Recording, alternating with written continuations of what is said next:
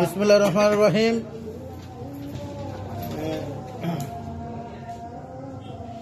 আগামী 18ই জানুয়ারি বাংলাদেশ জাতীয়তাবাদী শ্রমিক দলের দ্বিবার্ষিক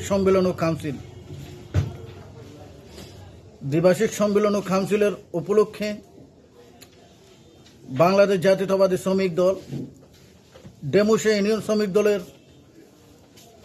সভাপতি শফিউল আলম, সাধারণ সম্পাদক হেলাল ভাই, সাংগঠনিক সম্পাদক আয়াতুল্লাহর উদ্যোগে আজকে নবগঠিত শ্রমিক দলের 9টি ওয়ার্ডের সকল নির্বাচিত সভাপতি, সাধারণ সম্পাদক, সাংগঠনিক সম্পাদকদেরকে নিয়ে একটি মত বিনিময়ের আয়োজন করতেছেন। আমরা কিভাবে সংগঠনকে মজবুত করে আগামী 18 তারিখ মাতামহরী উপজেলা শ্রমিক দলের দ্বিবার্ষিক সম্মেলন কাউন্সিল সুন্দর সফলভাবে সফল করতে পারি, সেজন্য আজকের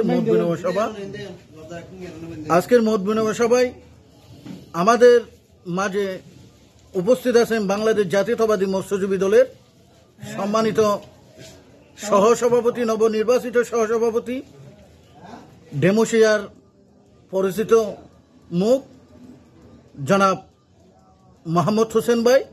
আরও উপস্থিত আছেন ওয়ার্ডের নবনির্বাচিত সভাপতি, সাধারণ সম্পাদক।